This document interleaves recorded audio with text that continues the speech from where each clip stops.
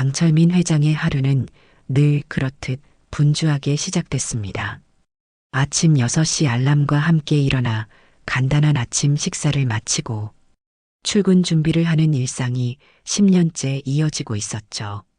그의 하루는 마치 정확한 톱니바퀴처럼 돌아갔습니다. 회사에 도착하면 비서인 김세영이 그날의 일정을 보고하고 중요한 회의를 주재하며 주요 의사결정을 내리는 일의 연속이었어요. 강철민 회장은 그의 나이가 무색하게 여전히 활력이 넘쳤습니다. 하지만 오늘은 뭔가 다른 느낌이 들었습니다. 마치 오래전 잊고 있던 기억이 그를 찾아온 듯한 감각이었어요. 회장님, 오늘 오전에는 임원회의가 있고 오후에는 신사업 관련 프레젠테이션이 준비되어 있습니다. 김세영의 목소리가 사무실에 울려 퍼졌습니다. 강철민 회장은 고개를 끄덕이며 일정표를 확인했어요. 그런데 문득 김세영의 표정이 일그러지는 것을 발견했습니다. 아, 회장님. 오늘도 그 택배기사 땀냄새 때문에 짜증났어요. 아무리 더워도 좀 씻고 다녀야 하는 거 아닌가요? 이런 대기업에 배달하러 오면서 말이죠. 강철민 회장은 그저 미소를 지으며 넘어갔습니다. 하지만 택배기사라는 단어가 이상하게 그의 마음에 남았어요. 왜인지 모를 감정이 가슴 한구석을 파고들었죠. 오랫동안 잊고 살았던, 아니 어쩌면 의도적으로 기억하지 않으려 했던 뭔가가 그의 의식 표면으로 떠오르려 하고 있었습니다. 사무실 창밖으로 보이는 서울의 전경은 여느 때와 같았습니다. 고층 빌딩들이 늘어서 있고 그 사이로 분주히 움직이는 사람들의 모습. 강철민 회장은 문득 자신이 일구어 놓은 이 거대한 제국을 바라보며 공허함을 느꼈어요. 이 모든 것이 누구를 위한 것인지 갑자기 의문이 들었습니다. 자신의 인생에서 정말 중요한 것이 무엇인지 생각해 볼 시간조차 없이 달려온 세월이었습니다. 저녁, 텅 빈 자택으로 돌아온 강철민 회장은 평소와 달리 소파에 깊이 몸을 묻었어요. 손에는 오랫동안 열지 않았던 앨범이 들려 있었습니다. 페이지를 넘기자 오래된 사진들이 그를 반겼죠. 그의 젊은 시절, 그리고 아내와 함께 찍은 사진들, 그리고 아들 강민준의 모습이 담긴 사진들. 강철민 회장의 눈가에 습기가 맺혔습니다. 아내가 세상을 떠난 후 그는 아들을 제대로 돌볼 여력이 없었어요. 바쁜 회사 일을 핑계로 아들과의 관계를 소홀히 했고 결국 아들은 집을 나가게 되었습니다. 그 후로 연락이 끊어진 지 벌써 10년이 흘렀네요. 민준아. 강철민 회장의 입에서 아들의 이름이 새어나왔습니다. 그동안 그는 아들의 행방을 알고 싶으면서도 먼저 손을 내밀 용기가 없었습니다. 최근에서야 민간인 신분으로 사설 탐정을 고용해 아들이 어렵게 살아가고 있다는 것을 알게 되었지만 정확한 행방은 여전히 미지수였어요. 그의 가슴 속에는 후회와 그리움이 뒤섞여 있었습니다. 강철민 회장의 머릿속은 온통 아들 생각으로 가득 찼습니다. 과연 민준이는 어디서 무엇을 하며 지내고 있을까요? 건강은 괜찮은지, 행복하게 살고 있는지. 이런 생각들이 그의 마음을 무겁게 짓눌렀어요. 새벽녘까지 잠 못 이루던 강철민은 결국 간신히 잠이 들었고 다음날 평소보다 피곤한 상태로 회사에 도착했습니다. 그날 오전 강철민 회장은 중요한 임원 회의를 주재하고 있었죠. 하지만 그의 마음은 온전히 회의에 집중되어 있지 않았습니다.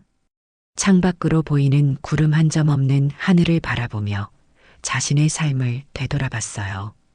그가 이루어 놓은 모든 성공과 부, 권력이 그에게 진정한 행복을 가져다 주었는가 하는 의문이 들었습니다. 결국 가장 소중한 가족을 잃어버린 대가로 얻은 것들이 아니었나 하는 생각이 강철민의 마음을 무겁게 했어요. 회의가 끝나고 점심시간이 되었습니다. 식사를 위해 사무실을 나서려던 그때였어요. 사무실 복도에서 들려오는 익숙한 목소리가 그의 발걸음을 멈추게 했습니다. 그것은 비서 김세영의 목소리였죠. 아, 제발 이쪽으로 좀 안 오면 안 돼요? 냄새 좀 맡아봐요. 얼마나 심한지 아세요? 어휴, 정말. 강철민 회장은 본능적으로 소리가 나는 방향으로 몸을 돌렸어요.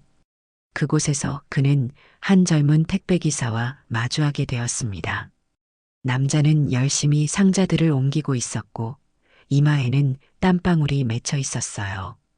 그의 작업복은 땀으로 얼룩져 있었지만 묵묵히 자신의 일에 집중하고 있었습니다.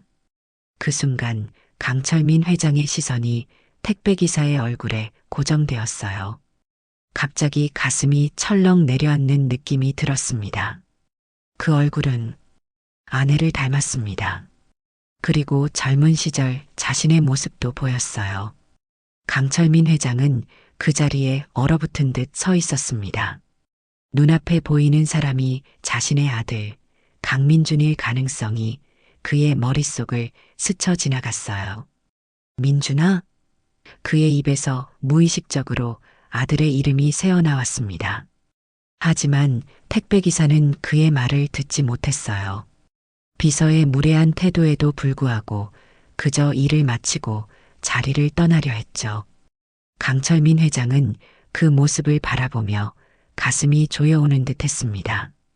만약 저 사람이 정말 자신의 아들이라면 아들은 이렇게 고생하고 있는데 자신은 호화로운 사무실에서 안락함을 누리고 있다는 사실이 그를 괴롭혔어요. 강철민 회장은 택배기사가 떠난 후 곧바로 사무실로 돌아왔습니다. 그의 마음은 이미 결정을 내렸어요. 진실을 확인해야 했습니다. 그는 비서 김세영을 불렀어요. 방금 우리 회사에 물건을 배달한 택배기사에 대해 알아봐주게.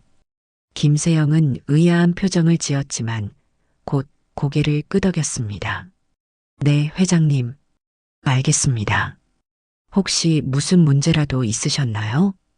강철민 회장은 잠시 침묵했다가 대답했어요. 아니, 그저 궁금해서 말이야. 가능한 한 빨리 그 사람의 신원에 대해 알고 싶네. 김세영이 사무실을 나간 후 강철민 회장은 창가에 서서 멀리 보이는 도시의 전경을 바라봤습니다. 가슴속에서는 기대와 두려움이 교차했어요. 만약 그가 정말 자신의 아들이라면 그동안 얼마나 힘든 삶을 살아왔을까 하는 생각에 마음이 아팠습니다. 그리고 무엇보다도 아들이 자신을 어떻게 대할지, 용서받을 수 있을지에 대한 불안감이 그를 짓눌렀어요. 강철민 회장의 머릿속에는 수많은 생각들이 교차했습니다.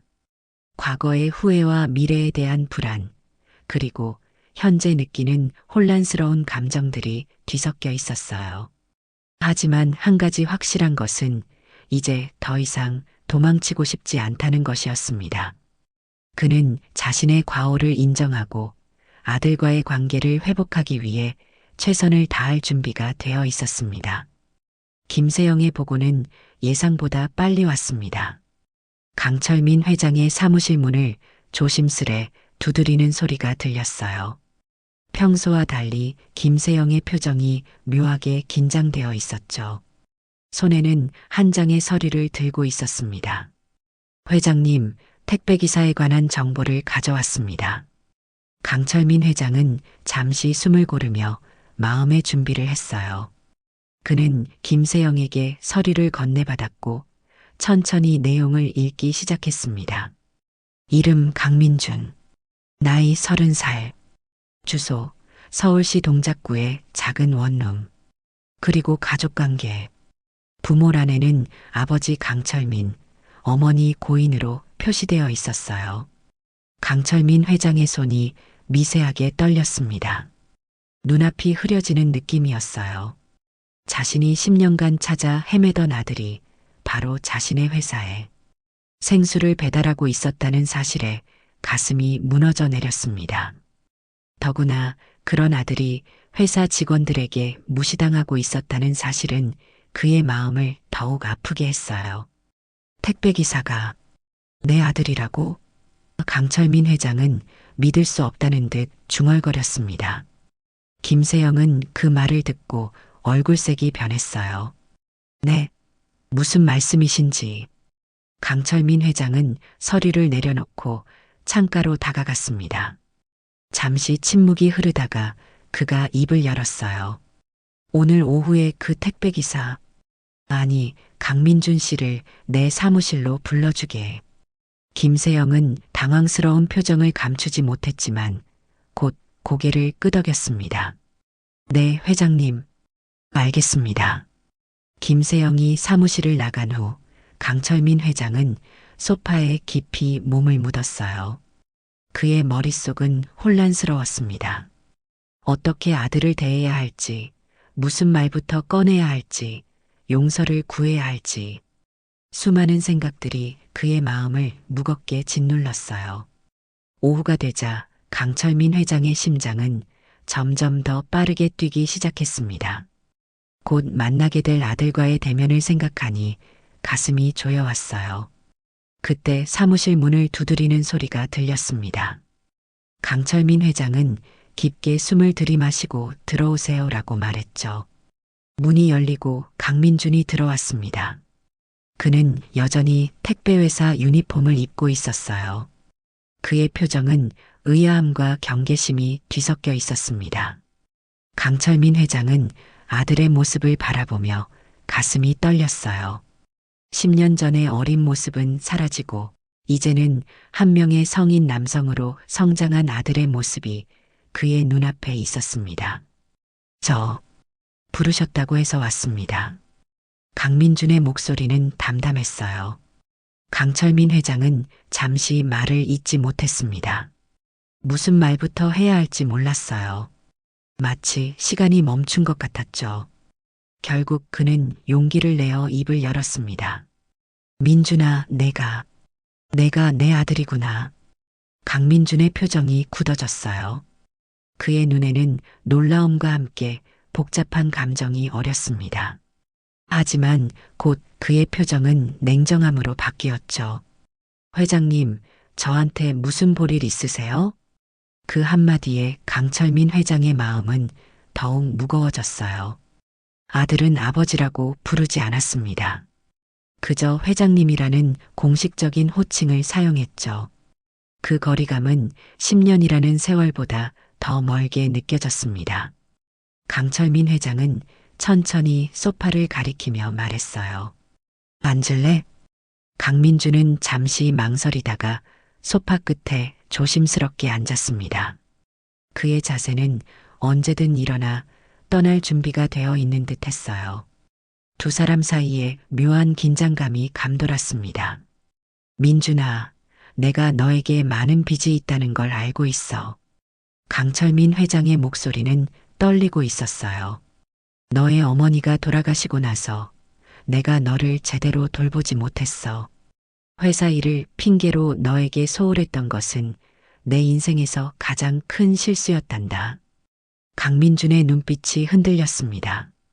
아버지의 고백에 그의 마음속에는 오랜 시간 쌓아두었던 감정들이 파도처럼 밀려오기 시작했어요. 분노, 서운함, 그리움, 외로움. 그 모든 것들이 뒤섞여 강민준의 가슴을 무겁게 짓눌렀습니다. 하지만 그는 표정을 최대한 담담하게 유지하려 애썼죠. 너무 늦었습니다. 강민준의 목소리는 차가웠어요. 저는 이미 혼자서 살아가는 법을 배웠어요. 아버지 없이도 충분히 살아갈 수 있습니다. 그 말은 강철민 회장의 가슴을 찌르는 듯 했습니다. 하지만 그는 아들의 차가운 반응이 당연하다고 생각했어요. 10년이라는 세월 동안 자신이 아들에게 했던 일 또는 하지 않았던 일들을 생각하면 이 정도 반응은 오히려 너무 자연스러운 것이었습니다. 그래, 내 말이 맞아. 강철민 회장은 고개를 끄덕였어요. 하지만 이제라도 내가 너의 인생에 조금이나마 도움이 되고 싶구나. 회사에서 일할 생각은 없니? 내가 원하는 어떤 부서든 선택할 수 있어. 강민주는 쓴웃음을 지었습니다. 회장님, 제가 왜 여기서 일해야 하죠? 전 제 방식대로 살 겁니다. 그때도 절 두고 가셨잖아요. 이제 와서 후회하는 건가요? 그 말에 강철민 회장은 말문이 막혔어요. 아들의 말 한마디 한마디가 과거 자신의 잘못을 되돌아보게 만들었습니다. 사실 그는 아들이 이렇게 거부할 것이라고 예상하고 있었죠. 너무나 당연한 반응이었습니다. 하지만 실제로 그 말을 듣는 것은 예상보다 더 아팠습니다. 내 선택을 존중한다. 하지만 언제든 마음이 바뀌면 알려주렴. 강철민 회장은 억지로 미소를 지었어요. 그리고 나는 내가 자랑스럽다. 내가 스스로의 힘으로 이렇게 성장한 것을 보니 말이야. 강민준의 눈빛이 잠시 흔들렸지만 곧 다시 단단해졌습니다. 그는 자리에서 일어났어요. 더 할 말 없으시면 저는 이만 가보겠습니다. 일이 있어서요. 강철민 회장은 아들을 붙잡고 싶었지만 그렇게 할 권리가 자신에게 있는지 확신할 수 없었습니다. 결국 그는 천천히 고개를 끄덕였어요. 그래, 가봐. 하지만 내 연락처는 가지고 있으렴. 언제든 필요하면 연락해. 강민주는 대답 없이 사무실을 나갔습니다. 문이 닫히는 소리와 함께 강철민 회장은 깊은 한숨을 내쉬었어요. 예상했던 것보다 훨씬 더 어려운 만남이었습니다. 하지만 그는 포기할 생각이 없었죠. 이제 겨우 첫걸음을 뗀 것뿐이었습니다. 그날 저녁 강철민 회장은 혼자 넓은 집에 앉아 오랜만에 소주 한 병을 꺼냈어요. 예전에 아내와 함께 마시던 소주였습니다. 한 잔, 두 잔. 술이 들어갈수록 마음속에 쌓아두었던 감정들이 조금씩 흘러나왔어요. 여보, 내가 정말 큰 실수를 했어. 우리 아들을 제대로 돌보지 못했어. 지금 민준이는 나를 아버지로 인정하지 않아. 그는 허공에 대고 중얼거렸습니다. 마치 하늘에 있는 아내에게 말하는 것 같았어요. 하지만 포기하지 않을 거요. 우리 아들을 다시 찾을 때까지 최선을 다할 거요. 다음 날 아침 강철민 회장은 평소보다 일찍 회사에 도착했습니다. 그는 어제의 만남을 되새기며 어떻게 하면 아들의 마음을 열 수 있을지 고민했어요. 그러던 중 비서 김세영이 사무실에 들어왔습니다. 그녀의 표정이 어제와는 달리 창백해 보였어요. 회장님, 제가 드릴 말씀이 있습니다. 강철민 회장은 고개를 들었습니다. 무슨 일인가? 김세영은 불안한 표정으로 말을 이어갔어요. 어제 그 택배기사분이 회장님의 아들이라는 사실을 알게 되었습니다. 제가 그동안 그분을 무시하고 불편하게 해드렸던 것 같아 정말 죄송합니다. 강철민 회장은 잠시 침묵했습니다. 그의 마음속에는 여러 감정이 교차했어요. 비서가 아들을 무례하게 대했다는 사실에 대한 분노, 그리고 자신도 아들을 제대로 보호하지 못했다는 죄책감이 뒤섞였습니다. 하지만 그는 감정을 억누르고 차분한 목소리로 말했죠. 김 비서, 사람을 겉모습으로 판단하는 것은 위험한 일이네. 직이나 외모가 아닌 그 사람 자체를 존중하는 자세가 필요하다고 생각하네. 김세영의 얼굴이 창백해졌어요. 그녀는 미처 그런 대답을 예상하지 못했던 것 같았습니다. 네, 회장님, 정말 죄송합니다. 제가 어떻게 해야 할까요? 강철민 회장은 창밖을 바라보며 천천히 대답했습니다. 우선은 자신의 행동을 돌아보는 시간을 가져보게. 그리고 민준 씨에게 진심 어린 사과를 하는 것이 좋겠어요. 김세영은 고개를 숙였습니다. 그녀의 눈에서는 불안함이 역력했어요. 나는 이제 끝났구나. 라는 생각이 그녀의 머릿속을 스쳐 지나갔을 겁니다. 회장의 아들을 무시했다는 사실이 그녀의 경력에 어떤 영향을 미칠지 두려웠을 테니까요. 김세영이 사무실을 나간 후 강철민 회장은 깊은 생각에 잠겼습니다. 그는 아들과의 관계를 어떻게 회복할 수 있을지 고민했어요. 단순히 물질적인 지원을 제공하는 것으로는 충분하지 않을 것이라는 점을 그도 잘 알고 있었습니다. 아들의 마음을 열게 하려면 진정한 변화와 노력이 필요했죠. 그날 오후 강철민 회장은 회사 업무를 일찍 마치고 강민준이 일하는 택배회사를 찾아갔어요. 그는 평소와 달리 운전기사 없이 직접 차를 몰고 나갔습니다. 택배회사 앞에 도착해서 그는 잠시 차 안에 앉아 망설였어요. 아들을 기다려야 할지 아니면 그냥 돌아가야 할지. 그때 택배회사 출입구에서 강민준이 나오는 모습이 보였습니다. 강민준은 여전히 택배회사 유니폼을 입고 있었어요. 하루의 배달을 마치고 돌아온 듯 했습니다. 그의 표정은 피곤해 보였지만 묘하게 의연한 모습이었죠. 강철민 회장은 차에서 내려 아들에게 다가갔어요. 민준아. 그가 조심스럽게 불렀습니다. 강민준은 놀란 표정으로 돌아봤어요. 회장님, 여기서 뭐 하세요? 강철민 회장은 미소를 지으려 했지만 그의 표정은 오히려 어색해졌습니다. 너와 이야기를 좀 더 하고 싶어서. 시간 괜찮니? 강민준은 잠시 망설이다가 고개를 끄덕였어요. 뭐, 잠깐이라면요. 두 사람은 근처 작은 찻집으로 들어갔습니다. 테이블에 마주 앉은 부자 사이에는 어색한 침묵이 흘렀어요. 강철민 회장은 따뜻한 차를 한 모금 마시며 용기를 냈습니다. 민준아, 어제 우리 만남이 너무 갑작스러웠을 거라고 생각해. 내가 갑자기 나타나서 미안하구나. 강민준은 무표정한 얼굴로 차를 바라보고 있었어요. 갑작스럽긴 했죠. 10년 만에 아버지라는 사람이 나타났으니까요. 그 말에 강철민 회장의 마음이 아팠습니다. 하지만 그는 아들의 반응이 당연하다고 생각했어요. 내 말이 맞아. 내가 너무 늦게 나타났어. 하지만 정말로 널 찾고 싶었단다. 그동안 여러 번 시도했지만 용기가 없었어. 강민준의 눈빛이 흔들렸습니다. 아버지의 진심 어린 고백에 그의 마음에도 무언가 변화가 일어나기 시작했어요. 왜 갑자기 저를 찾으신 거예요? 제가 택배기사라는 게 창피해서. 회사에서 일하게 하려고요? 강철민 회장은 고개를 저었어요. 아니다. 그런 게 아니야.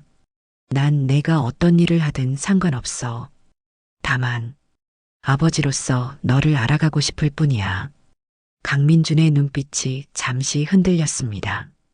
아버지의 말이 진심으로 느껴졌기 때문이었어요. 하지만 그는 여전히 경계심을 풀지 않았습니다. 10년이라는 세월 동안 쌓인 상처는 하루아침에 치유될 수 없는 것이었죠. 말씀은 좋으신데 과연 얼마나 진심이신지 모르겠네요. 강민준은 차가운 목소리로 말했습니다. 제가 지금까지 어떻게 살아왔는지 아세요? 어머니가 돌아가신 후 혼자서 얼마나 힘들게 살아왔는지. 강철민 회장은 아들의 말에 깊은 죄책감을 느꼈어요. 그는 고개를 숙이며 대답했습니다. 미안하다. 정말 미안해. 내가 그 모든 순간에 내 곁에 있어주지 못했어. 하지만 앞으로는 달라질 거야. 내가 원한다면 말이지. 강민준은 아무 말도 하지 않았습니다. 그저 차를 마시며 생각에 잠겼어요. 그의 마음속에는 복잡한 감정들이 교차하고 있었습니다. 오랜 시간 품어온 분노와 서운함, 그리고 한편으로는 이미 마음 한구석에 남아있던 아버지에 대한 그리움까지. 시간이 필요해요. 마침내 강민준이 입을 열었어요. 갑자기 아버지라고 부르고 모든 것을 용서하기에는 너무 많은 시간이 흘렀으니까요. 강철민 회장은 안도의 한숨을 내쉬었습니다. 적어도 아들이 완전히 문을 닫지는 않았다는 의미였으니까요. 그래, 이해해. 내 페이스대로 천천히 생각해봐. 난 언제든 기다릴게. 그렇게 첫 번째 대화는 끝이 났습니다. 두 사람은 어색하게 헤어졌지만 강철민 회장의 마음은 한결 가벼워졌어요. 작은 진전이라도 있었기 때문이었죠. 다음 날 아침 회사에 출근한 강철민 회장을 기다리고 있던 또 다른 상황이 있었습니다. 비서 김세영이 사무실 앞에서 초조하게 서성이고 있었어요. 그녀의 표정은 전날보다 더 불안해 보였습니다. 회장님, 잠시 시간을 내주시겠습니까? 김세영이 조심스럽게 물었어요. 강철민 회장은 고개를 끄덕였습니다. 무슨 일인가? 김세영은 사무실로 들어와 문을 닫고 깊게 숨을 들이마셨어요. 그리고는 갑자기 무릎을 꿇었습니다. 회장님, 정말 죄송합니다. 제가 너무 무례했습니다. 몰라봤습니다.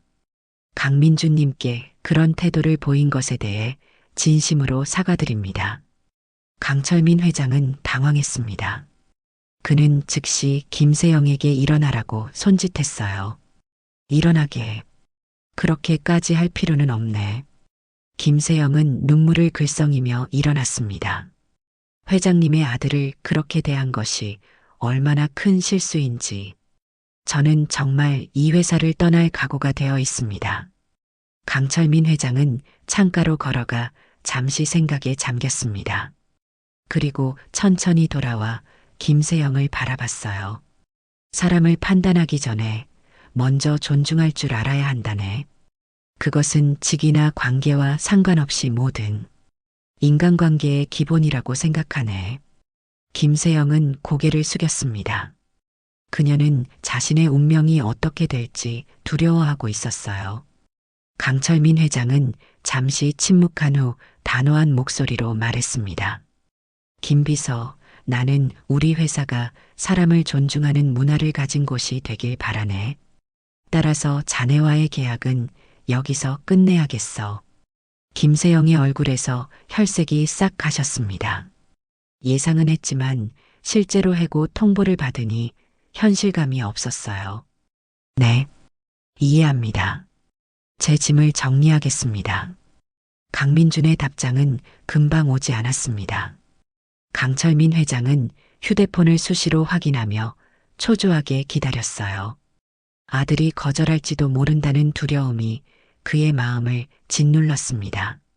하지만 그날 밤 잠자리에 들기 직전 마침내 강민준의 답장이 도착했죠. 이번 주 토요일 점심 괜찮으시면 만나겠습니다. 단 한 줄의 메시지였지만 강철민 회장의 가슴은 벅차올랐어요. 비록 아직 서로를 아버지, 아들이라 부르는 단계는 아니었지만 그래도 만남의 기회가 생겼다는 것만으로도 충분히 감사했습니다. 그는 빠르게 답장을 보냈어요. 고맙다. 토요일 점심에 보자. 토요일이 다가오는 동안 강철민 회장은 어떻게 하면 아들과 더 가까워질 수 있을지 고민했습니다. 비싼 선물이나 화려한 식당은 오히려 역효과를 낼 수 있다는 생각이 들었어요. 아들은 그런 물질적인 것보다 진정한 관심과 이해를 원할 테니까요. 결국 그는 강민준이 편하게 느낄 만한 평범한 식당을 예약했습니다. 토요일 점심 강철민 회장은 약속 시간보다 일찍 식당에 도착했어요. 그는 평소 입는 고급 정장 대신 편안한 캐주얼 차림을 했습니다. 아들이 부담을 느끼지 않도록 하기 위해서였죠. 그는 창가 자리에 앉아 초조하게 시간을 확인했어요. 약속 시간이 되자 강민준이 나타났습니다. 그 역시 평범한 청바지와 티셔츠 차림이었어요. 강철민 회장의 눈에는 아들의 모습이 너무나 자랑스럽게 보였습니다. 10년이라는 세월 동안 홀로 자신의 길을 걸어온 아들의 단단함이 느껴졌죠. 안녕하세요. 강민준이 테이블에 앉으며 인사했습니다. 와줘서 고맙다. 강철민 회장은 진심 어린 미소를 지었어요. 두 사람은 처음에는 어색하게 메뉴를 고르며 시간을 보냈습니다. 하지만 음식이 나오고 대화가 시작되면서 분위기는 조금씩 풀어졌어요. 강철민 회장은 강민준에게 그동안의 삶에 대해 물었고, 강민준은 처음에는 짧게 대답하다가 점점 더 많은 이야기를 꺼내기 시작했습니다. 대학은 어떻게 다녔니? 강철민 회장이 물었어요. 강민준은 잠시 망설이다가 대답했습니다. 장학금 받고 다녔어요. 주말에는 아르바이트도 했고요. 그렇게 졸업했죠? 강철민 회장은 그 말을 듣고 가슴이 아팠습니다. 자신이 있었다면 아들은 더 편하게 공부할 수 있었을 텐데 하는 후회가 그를 덮쳤어요. 하지만 한편으로는 스스로의 힘으로 대학을 졸업한 아들이 대견했습니다. 정말 자랑스럽구나. 내가 그렇게 열심히 살아온 걸 보니 말이야. 강철민 회장은 진심을 담아 말했어요.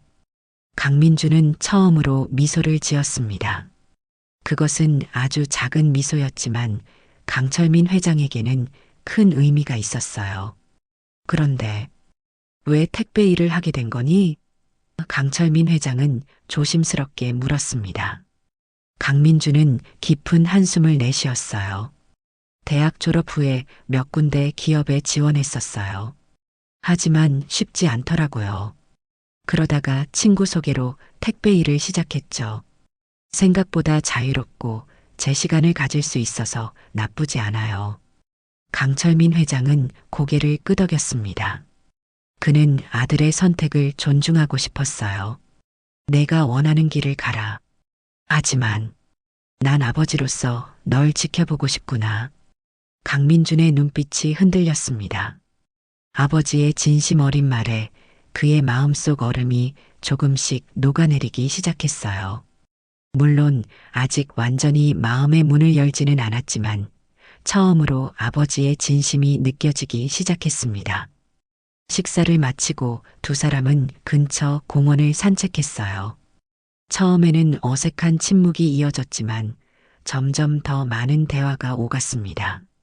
강민주는 자신의 일상, 꿈 그리고 때로는 어려움에 대해 이야기했고 강철민 회장은 진심으로 귀를 기울였어요. 그리고 마침내 자신의 실수와 후회에 대해 솔직하게 털어놓았습니다. 민준아, 내 어머니가 돌아가신 후 내가 어떻게 행동했는지 정말 후회해. 내 슬픔에만 빠져서 정작 너의 아픔은 보지 못했어. 그 책임을 절대 회피하지 않을게. 강민주는 벤치에 앉아 아버지의 말을 묵묵히 들었습니다. 강철민 회장의 고백에 그의 마음속 깊이 묻어두었던 감정들이 서서히 표면으로 올라오기 시작했어요. 분노와 서운함, 그리고 그 이면에 숨겨져 있던 그리움까지. 어머니가 돌아가시고 나서 정말 많이 힘들었어요. 강민준의 목소리는 조금 떨렸습니다. 아버지까지 저를 외면하는 것 같아서 더 외로웠죠. 저는 그저 누군가가 곁에 있어주길 바랐을 뿐인데. 강철민 회장의 눈가에 눈물이 맺혔어요. 아들의 고백은 그의 가슴을 후벼 파는 듯 했습니다. 자신이 얼마나 큰 상처를 주었는지 이제야 제대로 깨닫게 되었죠. 정말 미안하다, 민준아. 그때 내가 옆에 있어주지 못해서 내가 얼마나 외롭고 힘들었을지 생각하면 정말 가슴이 아프구나. 두 사람 사이에 잠시 침묵이 흘렀습니다. 가을바람이 살랑거리며 지나갔고 주위의 나뭇잎들이 바스락거리는 소리만이 들렸어요. 그때 강민준이 입을 열었습니다.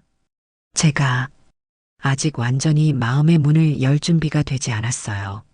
하지만 조금씩 시간을 갖고 서로를 알아가는 건 괜찮을 것 같습니다. 이 말은 강철민 회장에게 큰 희망이었어요. 완전한 용서는 아니었지만 관계를 회복할 수 있는 가능성이 열렸다는 의미였습니다. 그는 고개를 끄덕이며 미소를 지었죠. 그 정도면 충분하다. 내 페이스대로 천천히 나아가자꾸나. 난 언제든 기다릴 수 있어. 그렇게 두 사람은 첫 번째 진정한 대화를 나눈 날의 오후를 함께 보냈습니다. 완벽한 부자 관계는 아니었지만 적어도 서로를 향한 첫걸음을 내딛었다는 점에서 의미가 있었어요. 시간이 흘러 강민주는 여전히 택배기사로 일하기로 결정했습니다. 강철민 회장은 처음에는 아들이 회사에서 일하길 바랐지만 곧 아들의 선택을 존중하기로 했어요. 내 삶은 내가 선택하고 싶습니다. 강민주는 단호하게 말했고 강철민 회장은 그 결정을 받아들였습니다. 비록 서로 다른 세계에서 살아가는 듯 했지만 두 사람은 조금씩 가까워지기 시작했어요.